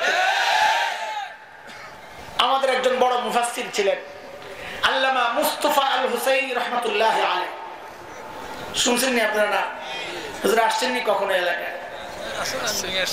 আচ্ছা, রাঙ্গুনি আসছেন হুজুর বলছেন। অনেক বড় মুফাসসির ছিলেন, আল্লামা ওলিপুরি দামাত বারাকাতুহুল আলিয়ার লেভেলের। উনি যেই টাইমে হিরো, ওই টাইমে তো ফেসবুক ছিল না, এই জন্য আপনারা ছিলেন না। মূল সমস্যা এই জায়গায়।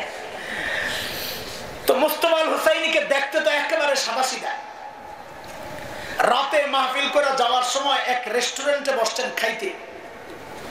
খেয়ে দিয়ে লাস্টে চেটে চেটে খাচ্ছেন সুন্নত তরিকায়। একটা হাড় ছিল, হাড্ডি, ওইটারে বসে বসে চাবাইতেছেন। পাশের টেবিলে এক ভদ্রলোক বসে বসে চা খায়। কি খায়? কি খায়? দুনিয়ায় এমন বহু মানুষ আছে যারা মৌলবি দেখে দেখলে এদের চুলকানি শুরু হয়। এই কথা কও।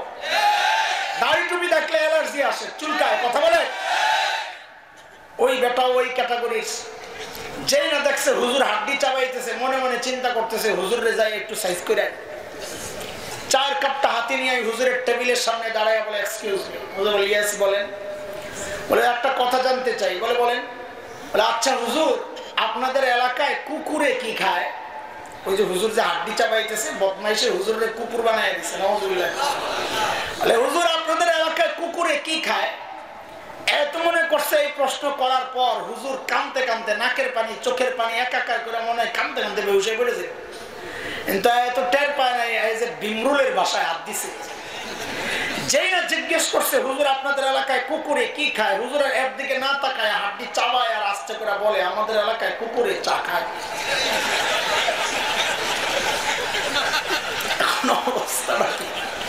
কার কান্দা, কে কান্দে এইবার?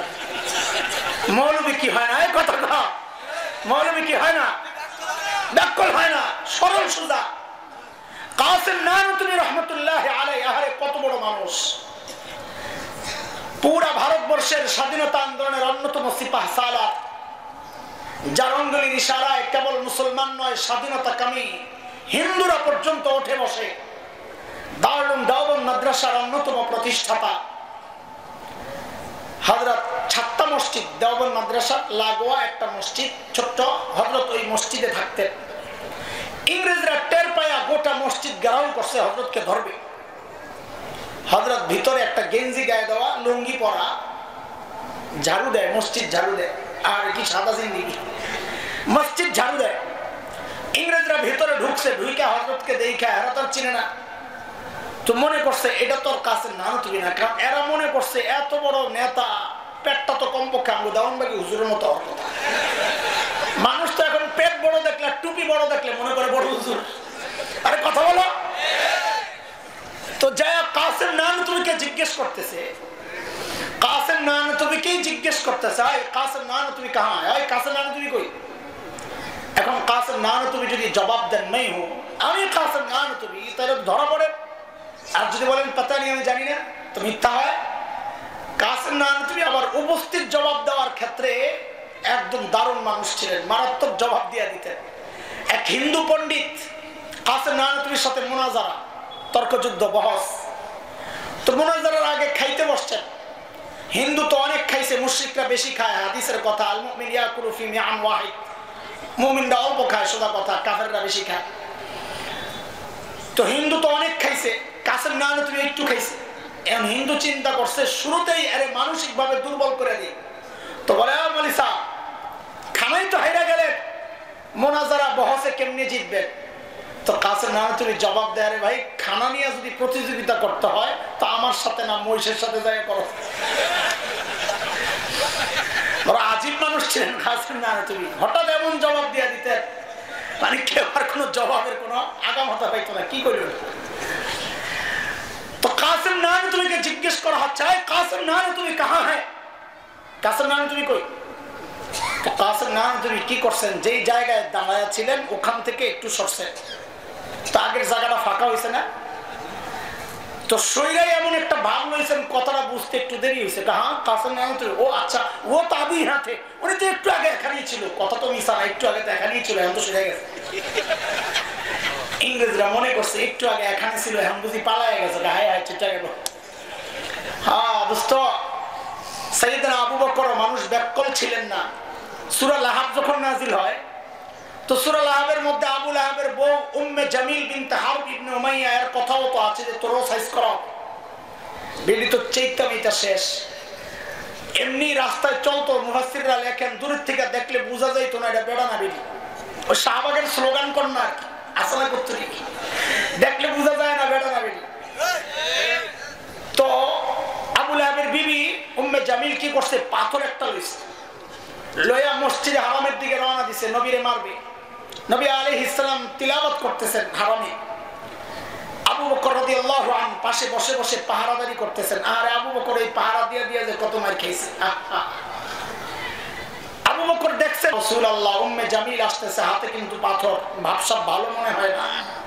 নবী বলেন, আবু বকর আসতে দেন, উম্মে জামিল আমাকে দেখবি না। উম্মে জামিল আমাকে দেখবি না কেন? কোরআনে আল্লাহ আগে জানায় রাখছেন, সূরা বনী ইসরাইল আয়াত 45, فإذا قرأت القرآن جعلنا بينك وبين الذين لا يؤمنون بالآخرة حجابا مستورا।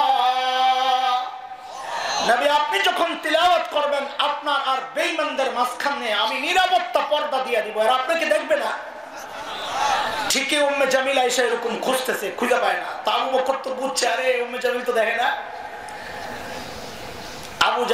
আবু বকর রে উম্মে জামিল কয়, এই মোল্লা, তখন তার মোল্লা ছিল না, মোল্লা কেন আবু বকরই কইছে, আমি বুঝানোর জন্য কইতেছি। ওই মোল্লা, তোর দোস্ত কই, লগেরটা কই? এখন আবু বকর যদি বলেন লা আদরি, আমি জানি না, তো মিথ্যা হয়। আর আবু বকর যদি বলেন এই যে নবী, তো আবু বকর মাইর খায়, কারণ উম্মে জামিল মনে করবে আবু বকর বিতলামি করতেছে, নাউযুবিল্লাহ, আবু বকর মিথ্যা বলতেছে। কারণ আবু বকর দেখাবে এই যে নবী, উম্মে জামিল কইব কই নবী, আমি তো দেখি না। তো শেষে আবু বকর মাইর খাইব। আবু বকর বড় আজীব জবাব দিয়েছেন, ইতিহাসে ছোট্ট করে লিখে দিয়েছেন। আবু বকর জবাব দিলেন উম্মে জামিলকে, খুঁজা দেখো। কি বলেন? খুঁজা দেখো, খুঁজা দেখো এটা সত্য কথা না মিথ্যা কথা, কোনটাই না। আমরের মধ্যে সত্য মিথ্যা নাই, হুকুমের মধ্যে সত্য মিথ্যা নাই, খুঁজা দেখো। হিজরতের সময় নবী আর আবু বকর রাস্তায়, কাফেররা খুঁজতেছে, ধরলেই 100 পুরস্কার। বহু দূরে এক কাফেলার হাতে ধরা পড়ছে নবী আর আবু বকর। এরা চিনে না, আবু বকর কেউ চিনে না, নবী কেউ চিনে না। খবর পৌঁছে গেছে দুইজন আসতেছে, ধরলেই 100। আবু বকর সামনে, নবী পেছনে। আবু বকর রে ধৈর্য জিজ্ঞেস করতেছে, মাম্মা হাক, তোমার সাথে এই লোককে? এখন আবু বকর যদি বলেন লা আরিফ, আমি চিনি না, তো মিথ্যা হয়, সিদ্দিক কাটা যায়। আর যদি বলেন ইনি আমার নবী, তো নবুয়ত শেষ হয়, নবীকে ধৈর্য মেরে ফেলে। সাইয়েদনা আবু বকর চালাক, এটা বুঝাইতেছি, ব্যাকল না। কি জবাব দিলেন? হাযার রাজুল ইয়াহদিনি, ইনি মানুষ আমার রাস্তা দেখায়। তো এরা মনে করছে পাহাড়ি এলাকা, মনে হয় এই লোক চিনে না, এই লোক চিনে, রাস্তা দেখায়। কিন্তু আবু বকর তো নিয়ত করছেন ইয়াহদিনি ইলাল জান্নাহ, তিনি আমারে জান্নাতের রাস্তা দেখায়। আবু বকর মানুষ ব্যাকল ছিলেন না, সরল সোজা, বুঝে আসছেনই কথা। মৌলবী কি হয় না, ব্যাকল হয় না, কি হয়? আরে সরল সোজা হয়, কথা বলো, কি হয়? সরল সোজা হয়, ব্যাকল হয়। আবু বকর বলেন, ওমর সব আমল আমারে দিয়ে দিবে। ভাই একটু ছোট্ট করে বলেন না, আমার কি দেওয়া লাগবে ওটা আগে কর। ওমর বলে, আবু বকর বেশি কিছু চাই না, অল্প। বলে অল্পটা কি? কই যে সাউর গুহায় 3 দিন যে নবীর সাথে ছিলেন, ওই 3 দিন আমাকে দিয়ে দিবেন, আমি আমার সারা জিন্দেগীর আমল আপনাকে দিয়ে দেব। কয়দিন? কয়দিন? আবু বকরের কয়দিন? ওমরের কয়দিন? সারা জীবন। হিসাব মিলে। কিন্তু এই 3 দিনে সাইয়েদনা ওমর কি বুঝলেন গোমর, যে এই 3 দিনের দাম আমার সারা জীবনের চেয়ে বেশি। কি সেটা? গোমরটা একটু বোঝা দরকার। আমি খালি ঘড়ির দিকে তাকাই, এই সিফা সাফায় ঢুকবো কিনা, কারণ চোরা গলি ঢুকলে আবার দায়িত্ব দেরি লাগে। গোমরটা একটু বুঝবে না, করা বোঝা দরকার। চলেন সুর গুহায় যাই, সাউর গুহায় যাই। গুহার ভেতরে নবী আর আবু বকর। আচ্ছা গুহার ভেতরে পরে ঢুকেন, গুহার মুখটা আগে একটু বন্ধ করে আসে। আপনারা তো কত ওয়াজ শুনেন, আজকে ওয়াজের পরীক্ষা। কি ওয়াজ শুনছেন আর কতটা মুখস্থ রাখছেন দেখি? বলেন তো, গুহার মুখের মধ্যে কে কে বাসা বানাইছিল? মাকড়সার, কবুতর। সঠিক উত্তরদাতাকে আজকের এই ইসলামী সম্মেলন সংস্থার পক্ষ থেকে পুরস্কার দেওয়া হবে, যে সঠিক উত্তর দিতে পারবে। বলেন তো, কবুতরের ডিম পারছিল কয়টা? হ্যাঁ, 2টা। আর আসেনি কোনো মতামত? আর বলেন, ডরেও কয় না। 2টার উপর সব ইত্তেফাক হয়ে গেছে, সব একজোট। মাশাআল্লাহ, এরকম ঐক্য তো কোথাও দেখি নাই। 2টা, মাশাআল্লাহ। আয় আল্লাহ। অনেকে ভাবছেন যে নবীর সাথে সংশ্লিষ্ট একটা গল্প নিয়ে আমি তামাশা করতেছি। হ্যাঁ, তামাশাই করতেছি। কেন? কারণ মুহাদ্দিসরা বলেছেন কবুতরের গল্পটা পুরাই জাল, বানোয়াট, মিথ্যা কথা। কবুতরই নাই, ডিমে বগতিকা। মাকড়সার জালের ব্যাপারটা কোন কোন মুহাদ্দিস বলেছেন জাল, কিন্তু কেউ কেউ বলেছেন জাল না, তবে দুর্বল। যেহেতু ঘটনা বর্ণনার ক্ষেত্রে, কারো মর্যাদা বর্ণনার ক্ষেত্রে দুর্বল বর্ণনা ব্যবহার করা যায়, এই জন্য আমি কথাটা বলতেছি। মাকড়সার জাল দিয়ে আল্লাহ নিরাপত্তা দিয়েছেন। আচ্ছা, আল্লাহ তাআলা যদি চাইতেন গুহার মুখটাকে পাথর দিয়ে প্যাকেট করে গুহার ভেতরটাকে জান্নাতের টুকরা বানাইতে পারতেন কি পারতেন না? কথা বলেন। আল্লাহ তা না কইরা মাকড়সার জাল বসায়া দিলেন কেন? মাকড়সার জাল অনেক শক্তিশালী না দুর্বল? মাকড়সা আরবি হচ্ছে আনকাবুত, এই নামে একটা সূরা। লাগে না পারমাণবিক অস্ত্রের দরকার, লাগে না ট্যাঙ্ক কামানের দরকার, লাগে না যুদ্ধ বিমান, লাগে না সাবমেরিন, লাগে না। আমি আমার দিনকে বাঁচাতে চাইলে মাকড়সার জাল দিয়েই বাঁচাইয়া দিতে পারি। দরকার আবু বকরের ঈমান। কি দরকার? আবু বকরের ঈমান দরকার। ঈমান ঠিক থাকলে দুনিয়ার কোনো শক্তি নাই মুসলমানকে পরাজিত করে। কারণ ঈমান ঠিক থাকলে আমাদের মালিক হচ্ছেন আরশে আজিমের মালিক। শেখ উমর মুখতার রহমতুল্লাহ আলাইহি এই শতাব্দীর অন্যতম শ্রেষ্ঠ বিপ্লবী। দখলদাররা সিদ্ধান্ত নিল উনি যেই এলাকা থেকে প্রতিরোধ যুদ্ধ করছেন ওই এলাকায় বোম্বিং করে শেষ করে দিবে। একজন এসে বলল, হযরত এলাকা ছাড়া লাগবে, আমাদের কাছে বিমান বিধ্বংসী অস্ত্র নাই, আমরা মারা পড়ব। শেখ উমর মুখতার বড় আজীব এক প্রশ্ন করেছেন, ওই প্রশ্নটাই ওনার জবাব, ঈমানদীপ্ত জবাব। তিনি জিজ্ঞেস করলেন, আচ্ছা বলো তো তাদের বিমানগুলো কি অনেক শক্তিশালী? তো বলে হ্যাঁ অনেক শক্তিশালী।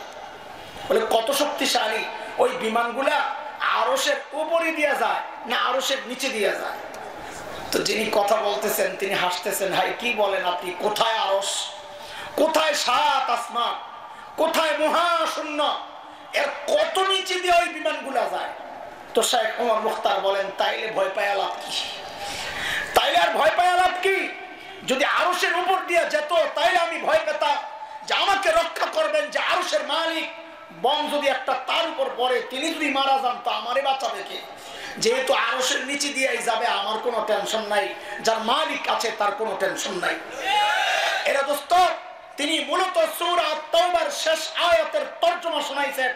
আল্লাহ তাআলা এই আয়াতের মাধ্যমে প্রিয় হাবিব সাল্লাল্লাহু আলাইহি ওয়াসাল্লামকে সান্ত্বনা দিয়েছেন। আল্লাহ বলেন, ফাইন তাওয়াল্লাউ ফাকুল হাসবিয়াল্লাহ লা ইলাহা ইল্লা হু আলাইহি তাওয়াক্কালত ওয়া হুয়া রাব্বুল আরশিল আযীম।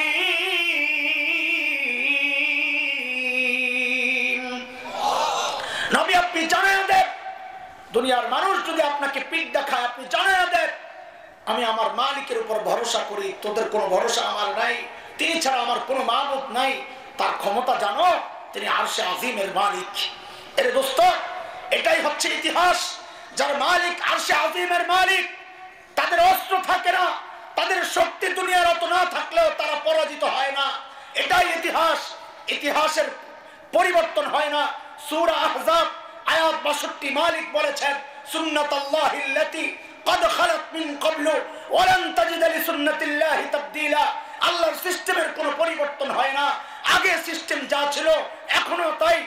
আগের সিস্টেম ছিল, নমরুদের মালিক ছিল না, নমরুদ পরাজিত হয়েছে। ফিরাউনের মালিক ছিল না, ফিরাউন পরাজিত হয়েছে। ইব্রাহিম আলাইহিস সালামের মালিক ছিল, তিনি জয়ী হয়েছেন। মুসা আলাইহিস সালামের মালিক ছিল, তিনিও জয়ী হয়েছেন। বিলাল হাবশীদের মালিক ছিল, তারাও জয়ী হয়েছিলেন। আজকে যারা আমাদেরকে লাল চক্ষু দেখাও, ঘাড় মটকাতে চাও, হাত ভাঙতে চাও, স্পষ্ট করে জানাইয়া দিতে চাই আমাদের মালিক আছে, আমাদের জয় সুনিশ্চিত।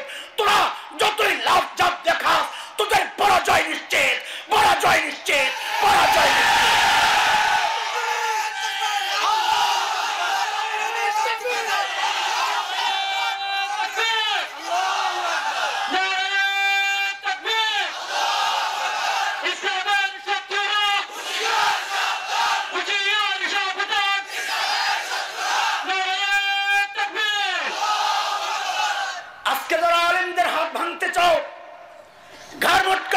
কিছু হলে লাল চক্ষু দেখাও, রক্ত চক্ষু দেখাও।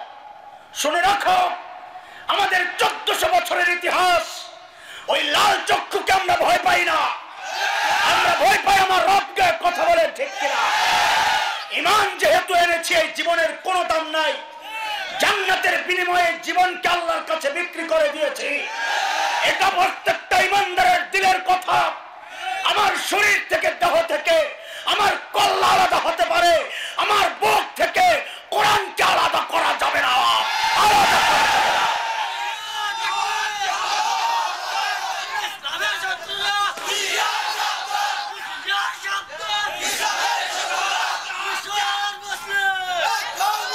আজকে আমার দেশের উপর শকুনের চোখ পড়েছে, শকুনের আনাগোনা পরিলক্ষিত হচ্ছে। দালালে ভরে গেছে দেশ, খোদার কসম পালাতে পারবে না শেষমেশ। এই জমিনের ইঞ্চি ইঞ্চি মাটিকে সোনার চাইতে খাঁটি মনে করি। কথা বলে কেন? জমিনের নিচে গ্যাস হয়, তেল হয়, এই জন্যে ফসল হয়, এই জন্যে। আরে না, এই জমিনকে ভালোবাসি এই জন্যে, কারণ এই জমিন শাহজালালের জিহাদের সাক্ষী, এই জমিন হযরত হাফিজের চোখের পানির সাক্ষী, এই জমিন কারি ইব্রাহিমের জিকিরের সাক্ষী, এই জমিন আল্লামা আহমদ শফির আন্দোলনের সাক্ষী। কথা বলেন ঠিক কিনা? এই জমিনের ইঞ্চি ইঞ্চি মাটি রক্ষায়, মানচিত্র রক্ষায়, ঈমান রক্ষায় ৭১ একবার মুক্তিযুদ্ধ হয়েছে। দেশ রক্ষায়, ঈমান রক্ষায় যদি আরেকটি যুদ্ধের প্রয়োজন হয়, আবারও যুদ্ধ হবে, আবারও যুদ্ধ হবে।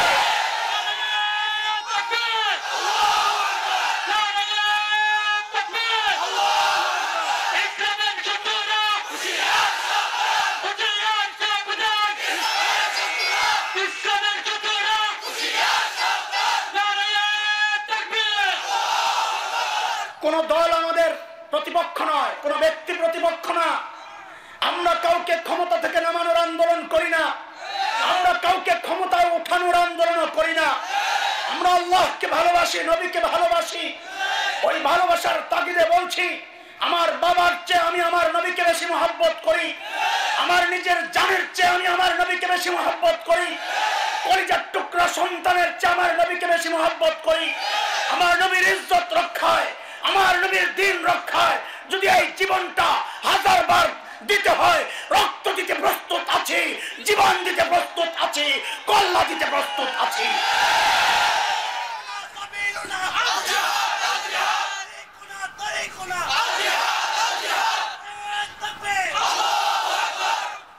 আল্লাহর হাবিব গুহার ভেতরে সাইয়েদনা আবু বকরের কোলে মাথা রেখে আরাম করতেছিলেন। নবী ঘুম থেকে উঠে দেখেন যে আবু বকরের চেহারার মধ্যে চিন্তার ছাপ। আরে দোস্ত, একটু বুঝে নেন, আবু বকরের চিন্তা কার জন্য? নিজের জন্য না নবীর জন্য? আরে আবু বকররা কোনোদিন নিজের চিন্তা করেন না। আরে ছোট্ট আসমার কথাই শোনো না। আল্লাহর হাবিব আর আবু বকর যখন গুহায়, হযরত আসমা ছোট্ট 7-8 বছর বয়স, প্রত্যেক দিন বকরি চড়ানোর বাহানা দিয়া দিয়া কষায় করে করে খাবার নিয়ে দিয়ে আসতেন। কোন জায়গায়? সাউর গুহায়। এটা ধারে কাছে না, 2টা গুহা, একটা গাড়ে হেরা, হেরা গুহা যেখানে ওহী আসছে, সাউর গুহা যেখানে নবী লুকাইছে। হেরা গুহা অনেক উঁচা, আমি উঠছি, ভিতরে ঢুকছি, কিন্তু সাউর গুহায় ওঠার জন্য কয়েকবার নিয়ত করছি, পাহাড়ের কিনারে যায় আর সাহস হয় না, এত উঁচা। উপরের মানুষগুলারে দেখা যায় যেন পিঁপড়ার লাইন, সাদা পিঁপড়ার লাইন। অথচ হযরতে আসমা প্রত্যেক দিন ওই জায়গায়। আর এখন তো পাহাড় কেটে কেটে সিঁড়ি তৈরি করা হয়েছে, তখন তো সিঁড়িও ছিল না, এক পাথর থেকে লাফ দিয়ে আরেক পাথর ওইভাবে। এই জন্য নবী মায়া করে হযরত আসমাকে ডাকতেন জাতুল মুতাকা, কুরসাওয়ালি, মায়া করে ডাকতেন। একদিন আল্লাহর হাবিব লক্ষ্য করলেন হযরত আসমার কপাল ফাটা। নবী জিজ্ঞেস করলেন, হে আসমা, কই পড়ে গিয়েছিলা? হযরত আসমা বলেন, ইয়া রাসূলুল্লাহ, পড়ে যাই নাই, আসার সময় আবু জাহেলের হাতে পড়েছিলাম। আবু জাহেল আমাকে ধরে বলে, আসমা, তোমার বাবার নবী কোথায় আছে তুমি জানো? বলো, নাইলে মেরে ফেলবো। আমি বলে দিলাম, আবু জাহেল, আমার বাবার নবী কোথায় আছেন আমি জানি, কিন্তু আমি বলবো না। ছোট্ট বাচ্চা, দেখেন, ইয়া রাসূলুল্লাহ এই কথা বলার সাথে সাথে আবু জাহেল আমাকে এমন একটা থাপ্পড় মারলো, আমি ছিটকে যায়া পাশের পাথরে পইরা আমার কপালটা ফেটে গেছে। আমি যখন সোজা হয়ে দাঁড়াই, আবু জাহেল এসে আমার গলা টিপে ধরছে, বলে, আসমা, এখনো সময় আছে, বলো নবী কোথায় আছে, নাইলে তোমার গলা টিপে হত্যা করব। ইয়া রাসূলুল্লাহ, আমি আবু জাহেলকে জানায়া দিলাম, আবু জাহেল শুনেন, আপনি আমারে মারতে তো পারবেন, কিন্তু শুনে রাখেন, আমাকে আপনার হাওয়ালা করতে পারবো, কিন্তু আমার নবীকে আমি আপনার হাওয়ালা করব না।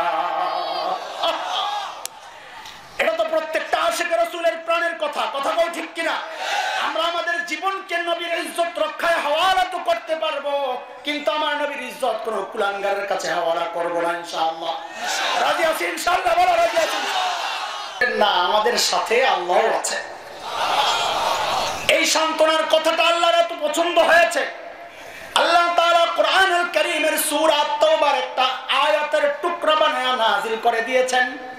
মালিক বলেন, ইলহুমা ফিল গার ইয ইয়াকুলু লিসাহিবিহি লা তাহজান ইন্নাল্লাহা মা'ানা। আল্লাহ বলেন, দুইজন যখন গুহায়, একজন যখন তার সঙ্গীকে বললেন, হে মুসলমান খেয়াল করেন, নবী যখন আবু বকরকে বললেন, আল্লাহ ওইটা বলেন নাই, আল্লাহ বলতেছেন ইয ইয়াকুলু লিসাহিবি, একজন যখন তার সাহাবীকে বললেন। মুহাক্কিকরা বলেন, দেখো দেখো দেখো কারবার দেখো, আবু বকরের মর্যাদা দেখো। আল্লাহ তাআলা আবু বকর যে নবীর সাহাবী, আল্লাহ স্বীকৃতি দিয়ে দিয়েছেন, সুবহানাল্লাহ। এই জন্য আবু বকরের সাহাবিয়তকে কেউ অস্বীকার করলে কাফের হয়ে যাবে, কারণ সে কোরআনকে অস্বীকার করছে। বিষয় এটা না ওমরের গোমর এই জায়গায় না, এটা একটা মর্যাদার দিক তুলে ধরলাম। ওমরের গোমর পরের জায়গায়। নবী বলেন, আবু বকর আপনি ঘাবড়ায়েন না, ইন্নাল্লাহা মা'ানা, আবু বকর আল্লাহ আমাদের সাথে আছেন।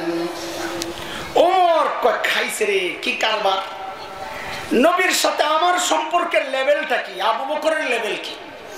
ওমর চিন্তা করেন যে নবীর সাথে আমার সম্পর্কের লেভেলটা হচ্ছে, নবী বলেছেন লাউ কানা বা'দি নাবিয়্যুন লাকানা উমর, আমার পর যদি কেউ নবী হতো তো কে হতো? বলেন বলেন, কে হতো? কি বোঝা যায় এই হাদিস কি প্রমাণ করে? মর্যাদা বেশি কার, ওমরের না আবু বকরের? কার? ওমরের। নবী তো বলেন নাই আমার পর কেউ নবী হলে আবু বকর হতো, এটা তো বলেন নাই। কি বলছেন? আমার পর কেউ নবী হলে কে হতো? ওমর হতো।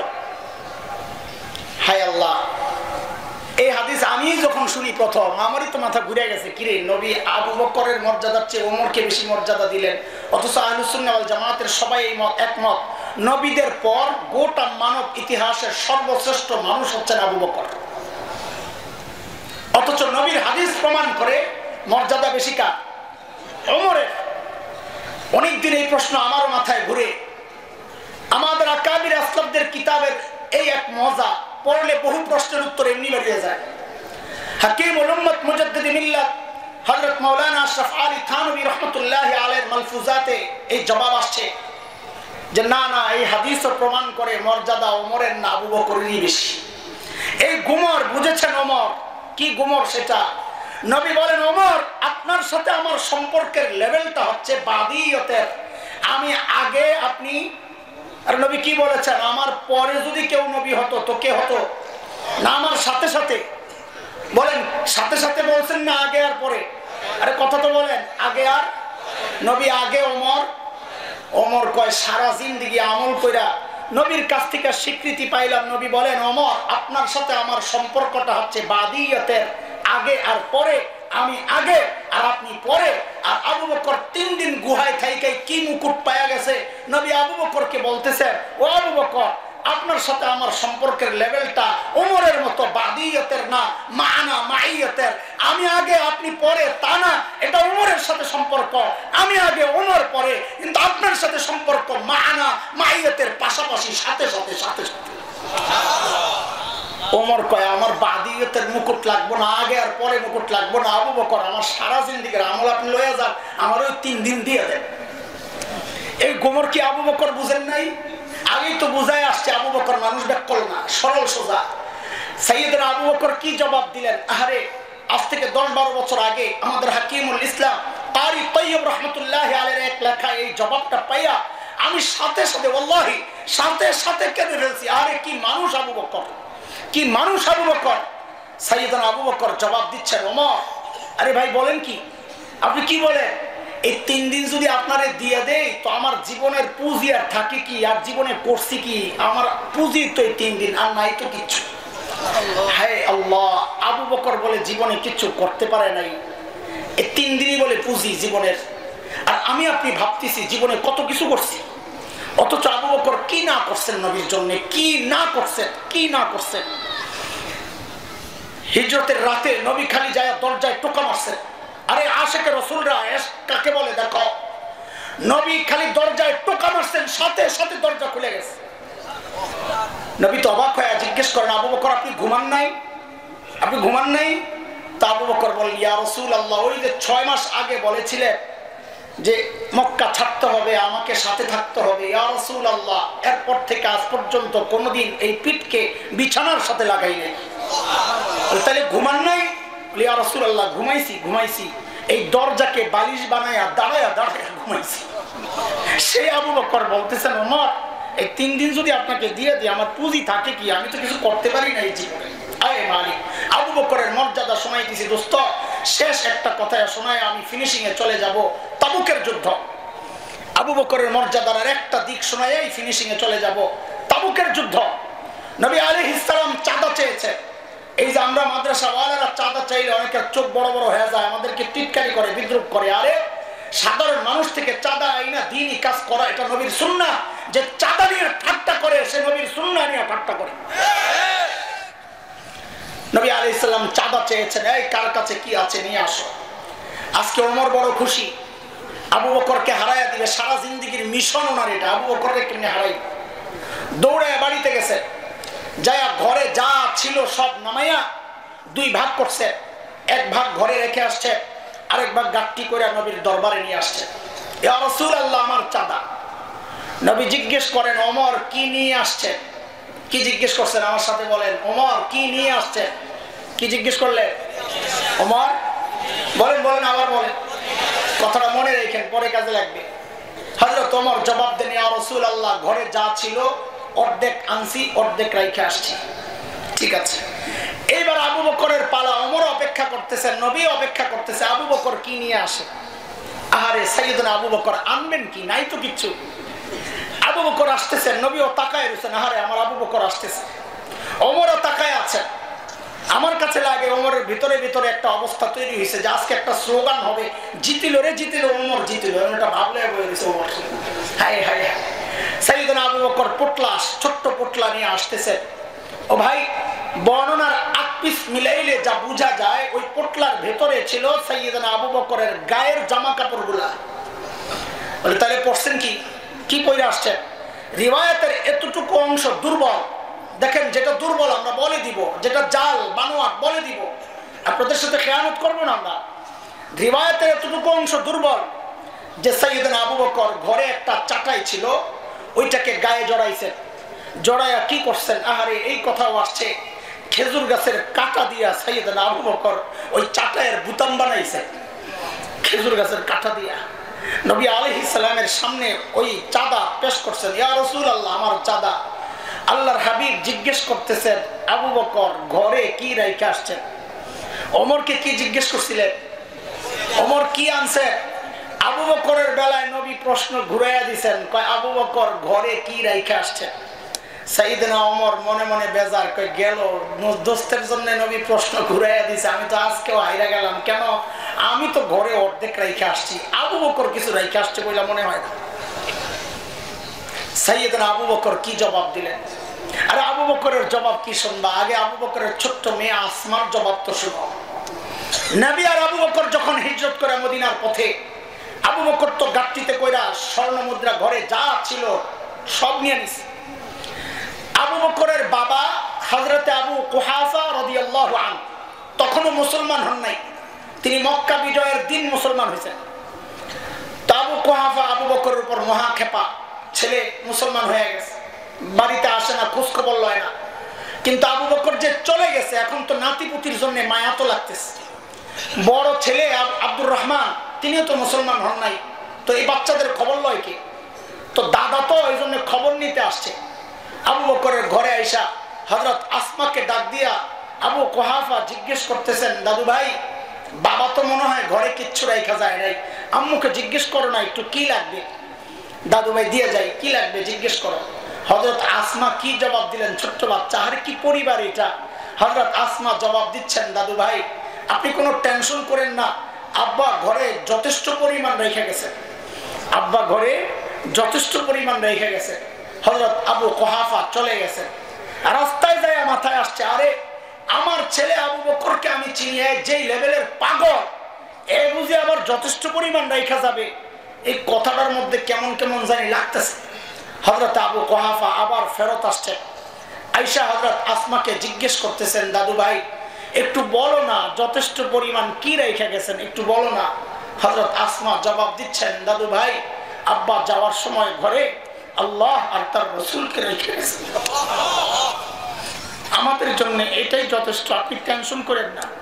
ছোট্ট বাচ্চা আসমা যদি এই জবাব দেয় তো বাবা আবু বকরের জবাব কি হইতে পারে বুঝতে। সাইয়েদনা আবু বকর জবাব দিচ্ছেন, ইয়া রাসূলুল্লাহ ওই যে ঘরের বেড়াগুলো খেজুর পাতার বেড়া, ওগো আল্লাহর হাবিব আসার সময় বেড়াগুলারে থাপড়ায়া থাপড়ায়া আসছি, কেন মাঝে মধ্যে সুই গেঁথে রাখতাম, সুই যেন একটা সুই পর্যন্ত ঘরে থেকে না যায়, ওই সুইটা যেন আমার কোনো মুজাহিদ ভাইয়ের কাজে আসে। ওগো আল্লাহর হাবিব আসার সময় ঘরে একটা সুইও রাইখা আসি নাই, কেবল আল্লাহ আর তার রাসূলকে রাইখা আসছি। আবু বকরের মর্যাদা শুনাইতেছি, খেয়াল করেন। এর মধ্যে জিবরাইল আমিন হাজির, নবীকে সালাম দিয়ে বলছেন, ইয়া রাসূলুল্লাহ আল্লাহ আবু বকরকে সালাম পাঠাইছেন। আরে দোস্ত, নবী যেমন আবু বকরের বেলায় প্রশ্ন ঘুরাইয়া দিবেন, আল্লাহর প্রশ্ন উল্টা। আমি আপনি ইবাদত করি কাকে খুশি করার জন্য, কাকে কাকে? জিবরাইল আমিন বলেন, ইয়া রাসূলুল্লাহ আল্লাহ জানতে চেয়েছেন, আল্লাহ জানতে চেয়েছেন আল্লাহ তো আবু বকরের উপর রাজি, আল্লাহ তো আবু বকরের উপর রাজি। আল্লাহ জানতে চেয়েছেন আবু বকর আল্লাহর উপর রাজি কিনা। এত কষ্টে তাইকা আবু বকর আল্লাহর উপর আবার নারাজ নেই, আল্লাহ তো জানেনি, আল্লাহ জানেন, সবই জানেন, তাও চাচ্ছেন আবু বকর মুখ দিয়ে বলুক। সাইয়েদনা আবু বকর এই কথা শুই নাই, বাচ্চাদের মতো হাউমাউ করে কান্না শুরু করছেন, ইয়া রাসূলুল্লাহ আমি আমার রবের উপর রাজি, ইয়া রাসূলুল্লাহ আমি আমার মালিকের উপর রাজি, ইয়া রাসূলুল্লাহ। এর দোস্ত এই হচ্ছেন আবু বকর। এত বড় মানুষটা ওই যে বুড়ির বাড়িতে গভীর রাতে কাজ করার জন্য গেছিল, মনে আছে কথা? হযরত ওমর যখন ধরছেন, এই আবু বকর আপনি কেন আসছেন? এত বড় মানুষ আবু বকর জবাব কি, আমি কি আমার আখিরাত কামাইব না? আবু বকরের এত বড় মানুষ, আখিরাত কামাইয়ের এত ফিকির। হযরত ওমর কত বড় মানুষ, এক হাদিস তো শোনালাম, নবী বলেছেন ওমর আমার পরে নবী হলে ওমর হতো। এক হাদিসে নবী বলেছেন ওমর ফিল জান্নাহ, ওমর জান্নাতি। আমি আপনি হকের উপর চললে বলা হয় লোকটা হকপন্থী। ওমর শান্তি দিল, বড় চুল পাইকা সাদা হয়ে গেছে, গুনাহ ছাড়তে পারি না, দাড়ি পাইকা সাদা হয়ে গেছে, গুনাহ ছাড়তে পারি না। অথচ মালিক ডেকে ডেকে বলতেছেন, আলাম ইয়াহনিল্লাযীনা আমানু আন তাখশা কুলুবুহুম লিযিকরিল্লাহ। আল্লাহর ভয় করে যা কাইপা ওঠার সময় কি এখনো হয় নাই? তুমি কি ভাবতেছো তোমার মৃত্যু অনেক দেরি, প্রস্তুতি নিবা? আরে কে জানে এই মজলিসে এমন মানুষও আছে যার কাফনের কাপড় দোকানে চলে আসছে। এমন তো হইতে পারে কাউকে খবর পাইতে পারো এই যে বয়ান করছে মাওলানা হাসান জামিল তো দুনিয়ায় নাই, এই খবরও তো আসতে পারে। কেন এতটা উদাসীন হয়ে গেলাম, কেন এতটা উদাসীন হয়ে গেলাম? দুনিয়ার সবাই আমার টাইমের ভাগ পায়, ফেসবুক ভাগ পায়, ইউটিউব ভাগ পায়, খেলোয়াড়রা ভাগ পায়, বিবি বাচ্চা বন্ধু ভাগ পায়, শুধু ভাগ পায় না মালিক, শুধু ভাগ পায় না মালিক। অথচ একটা গাছ দাঁড়ায় আছে, তোমার কাছে মনে হয় আরে না গাছটা দাঁড়ায় নাই, দাঁড়ায় গাছটা তাসবিহ পড়তেছে মালিকের। কুকুর দেখলে তুমি দাঁড়ায় দাও, তোমার খবর নাই কুকুরটা রুকুর হালতে মালিকের তাসবিহ পড়তেছে। সাপ বিচ্ছু পায়ে দিলে মেরে ফেলো, হ্যাঁ পিঁপড়া গুলো পায়ে দিলে মেরে ফেলো, তোমার খবর নাই এই সাপ বিচ্ছু পিঁপড়া গুলা সাজদার হালতে মালিকের তাসবিহ পড়তেছে। পড়ি না আমি আর তুমি পড়ি না, অথচ মালিক কত কত নিয়ামত দিয়ে আমারে সাজায়া রাখছে। জন্য দোস্ত মালিক বড় মায়া করে ডাক দিতেছেন, রে আমার বান্দা, সেই দিন যেন কানতে না হয়, ইয়া লাইতানি কদ্দামতু লিহায়াতি, আমার এই জীবনের জন্য যদি কিছু আমল আগের থেকে পাঠাইতাম, প্রস্তুতি যদি নিতাম, তাহলে আমার আফসোস করা লাগতো না। ওই কান্না যেন কানতে না হয়। মালিক আমাকে আপনাকে ডেকে ডেকে বলতেছেন, ইয়া আইয়ুহাল্লাযীনা আমানুত্তাকুল্লাহ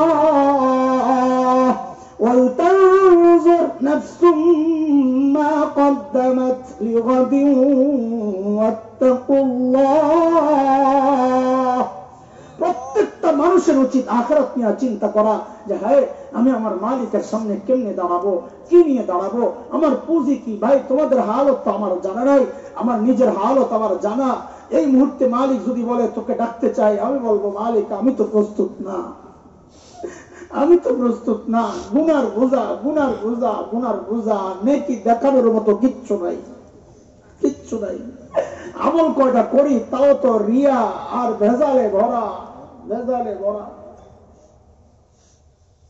মুহতারাম হাজরিন, আমাকে চলে যেতে হবে, বিদায় নিতে হবে, না হয় আরো কিছু সময় আপনাদের সাথে কাটাতাম।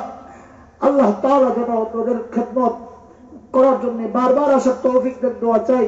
আল্লাহ তাআলা যেন আমাকেও আখিরাতের প্রস্তুতি নেওয়ার তৌফিক দেন। আমিও মুসাফির, আপনাদের জন্য দোয়া করি, আল্লাহ আপনাদেরকেও আখিরাতের প্রস্তুতি নেওয়ার তৌফিক দান করেন। আমিন আমিন। ওয়া আখিরু দাওয়ানা আলহামদুলিল্লাহি রাব্বিল আলামিন।